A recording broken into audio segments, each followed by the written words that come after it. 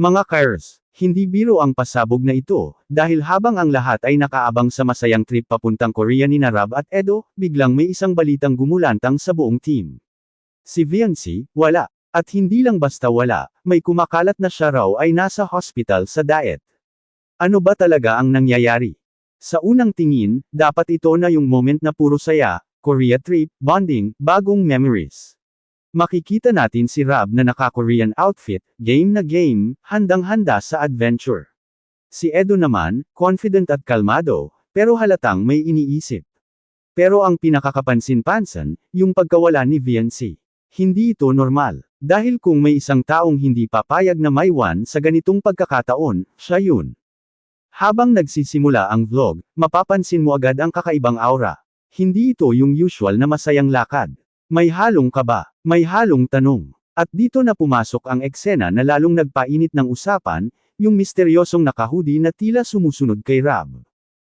Mga Kairs, sino ba tong taong to? At bakit parang may gustong ipahiwatig?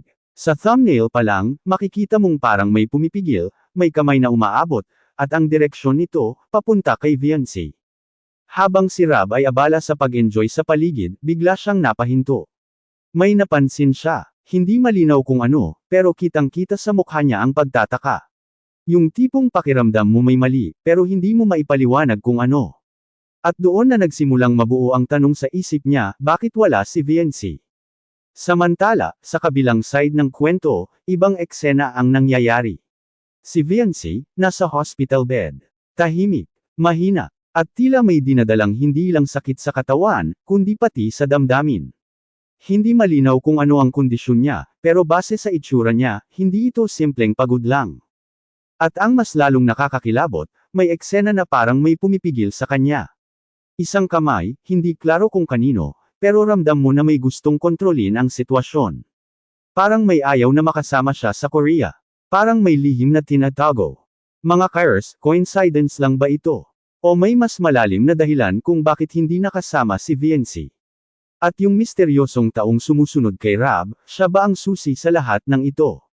Dito pa lang sa segment 1, ramdam na natin ang bigat ng kwento. Hindi lang ito simpleng travel vlog, ito ay may halong misteryo, emosyon, at tanong na naghihintay ng sagot. Kaya huwag kayong bibitaw, dahil sa susunod na segment, mas lalalim pa ang kwento. Malalaman natin kung ano ang totoong nangyari kay Viancy, at kung sino ang nasa likod ng lahat ng ito.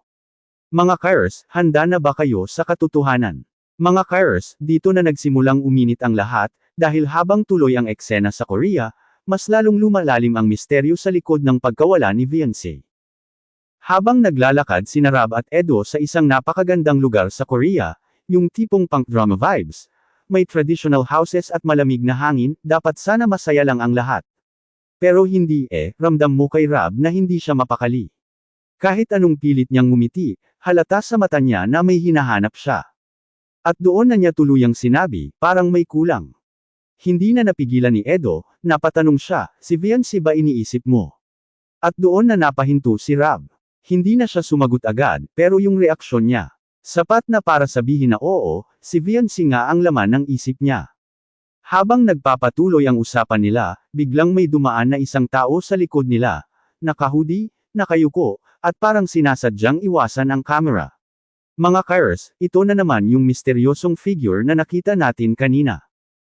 Hindi ito coincidence. Dahil this time, mas malapit na siya. At ang mas nakakagulat, parang nakatingin siya mismo kay Rab. Napalingon si Rab, pero pagtingin niya, wala na. Parang bula na nawala sa hangin. Dito na lalo siyang kinabahan. Hindi na ito basta pakiramdam lang, may something na talagang hindi tama. Samantala, cut tayo sa kabilang eksena. Nasa hospital si Viancy. Tahimik ang paligid. Maririnig mo lang ang tunog ng makina. Nakahiga siya, pero gising, at tila may iniisip na malalim. Biglang may pumasok sa kwarto. Hindi pinakita ang mukha, pero isang bagay ang malinaw, siya yung taong may kontrol sa sitwasyon. Lumapit ito kay Viancy, at hinawakan ang kamay niya. Hindi marahas, pero ramdam mong may bigat. Parang sinasabi, huwag kang gagalaw. Manatili ka lang dito. Doon na napapikit si Viancy, hindi dahil sa sakit lang, kundi parang may pinipigilan siyang emosyon. Parang gusto niyang magsalita, pero hindi niya magawa. Mga Kairos, sino ba ang taong ito? Bakit parang siya ang dahilan kung bakit hindi makaalis si Viancy? At bakit tila may tinatago siya na ayaw niyang malaman ni Rab at Edo? Balik tayo kay Rab. Hindi na siya mapakali. Sinubukan niyang tawagan si Viancy, pero walang sagot. Isa, dalawa, tatlong beses, wala pa rin. Doon na siya nagsimulang kabahan ng todo. Hindi na to normal, bulong niya. At doon na rin nagsimulang mabuo ang desisyon niya, kailangan niyang malaman ang totoo. Kahit nasa Korea pa siya, hindi siya mapapanatag hanggat hindi niya nalalaman kung anong nangyayari kay Viancy. Mga Kairos, dito pa lang sa segment 2, kitang-kita na natin, hindi ito simpleng pagkakasakit lang. May pumipigil, may nagtatago, at may isang tao na tila kumokontrol sa lahat ng galaw. Sa susunod na segment, mas lalalim pa ang revelasyon. Dahil may isang impormasyon na mabubunyag, na magpapabago sa lahat ng akala natin. Abangan nyo yan. Mga Kairos, dito na tuluyang sasabog ang tensyon. Dahil habang pilit kinakalma ni Rab ang sarili niya sa Korea, isang revelasyon ang biglang dumating na magpapayanig sa kanya ng tuluyan. Habang nasa isang kafe sina Rab at Edo, tahimik lang ang paligid pero mabigat ang hangin. Halos hindi nagsasalita si Rab, nakatitig lang sa phone niya, umaasang magre-reply si Viancy. Pero wala pa rin. Hanggang sa biglang may pumasok na mensahe, hindi galing kay Viancy. Isang unknown number. At ang laman, kung gusto mong malaman ang totoo, tigilan mo ang paghahanap. Nanlamig si Rab. Hindi na ito biro. Hindi na ito simpleng pagkakataon. May taong ayaw siyang makaalam. Napatingin si Edo sa kanya, anong meron? At doon na pinakita ni Rab ang message. Kita mo sa mukha ni Edo, nagbago rin ang aura niya. Hindi na ito simpleng concern, may halong takot na. Rab, baka may kinalaman to sa pagkawala ni Viancy, seryosong sabi ni Edo.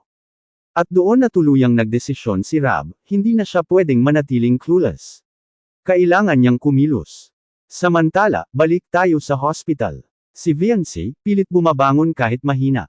Kita mo sa mata niya ang determinasyon, parang gusto niyang labanan ang kung anuman ang pumipigil sa kanya.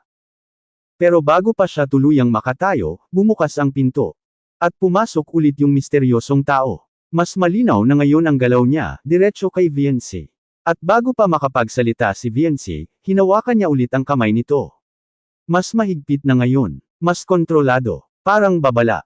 Doon na tuluyang napaluhas si Viancy, hindi dahil sa sakit, kundi dahil parang wala siyang magawa. Parang may gusto siyang ipaalam, pero may pumipigil sa kanya. At sa sandaling iyon, may isang bagay na napansin. May bracelet si Viancy na tila kumikislap. Hindi ito ordinaryo, parang may kahulugan. Parang may koneksyon sa taong iyon. Mga Kairos, ano ba talaga ang lihim na ito? Bakit parang may hawak na kapangyarihan ang misteryosong tao kay Viancy? Balik tayo kay Rab. Hindi na siya mapakali. Bigla siyang tumayo, hindi na ako pwedeng maghintay pa. Nagulat si Edo, anong gagawin mo? At ang sagot ni Rab. Uuwi ako. Kailangan ko siyang makita. Boom! Mga Kairos, ibang level na to. Iiwanan niya ang Korea trip, para lang malaman ang katotohanan. Pero ang tanong, makakaalis ba siya agad? O may pipigil din sa kanya? Dahil sa huling eksena ng segment na to, makikita ulit ang naka-hoodie na tao, nakatingin kay Rab mula sa malayo. At this time, hindi na siya nagtatago. Parang hinahamon na niya si Rab. Mga Kairos, papunta na tayo sa pinaka-climax ng kwento. Sa susunod na segment, may confrontation na mangyayari.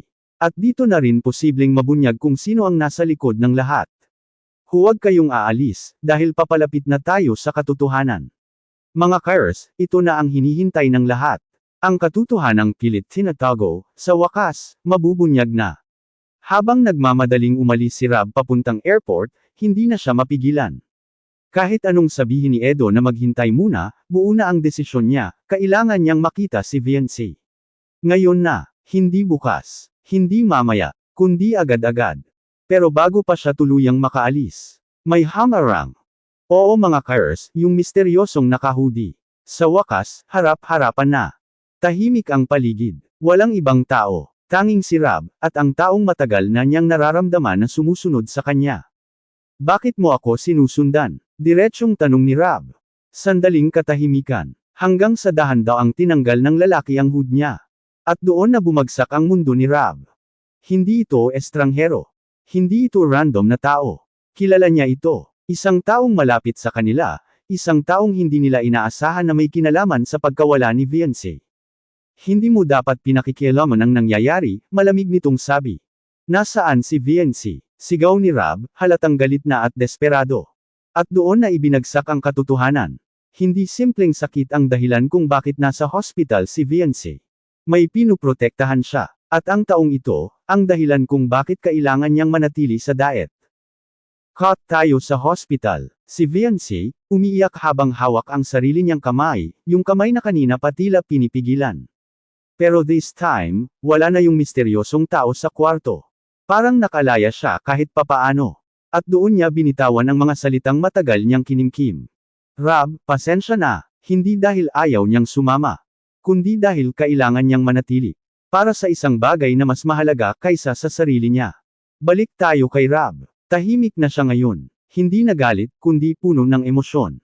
Unti-unti niyang naintindihan. Hindi lahat ng hindi pagsama, ay dahil sa paglayo. Minsan, may laban na kailangang harapin mag-isa. At si Viancy, pinili niyang harapin iyon. Mag-isa. Sa huling eksena, makikita si Rob na nakatingin sa eroplano, handa nang umalis ng Korea, pero ang isip niya, nasa Pilipinas. At si Viancy, nakahiga pa rin sa hospital bed, pero mas matatag na ang tingin. Mga Kars, hindi man sila magkasama sa Korea. Hindi ibig sabihin nun, nagkalayo sila. Dahil ang totoo, mas tumibay ang koneksyon nila sa gitna ng pagsubok. Kung kayo ay naantig sa kwentong ito mga Kars, huwag kalimutang i-like, share, at subscribe sa Kars TV. At comment nyo sa baba, ano sa tingin nyo ang tunay na dahilan kung bakit kailangang manatili si Viancy? At sino talaga ang misteryosong taong iyon? Ito si Kuya Ers, nagsasabing, minsan, ang tunay na pagmamahal, hindi nasusukat sa pagiging magkasama, kundi sa kakayahang maghintay at umunawa. Heart, hanggang sa susunod na kwento, mga Kars.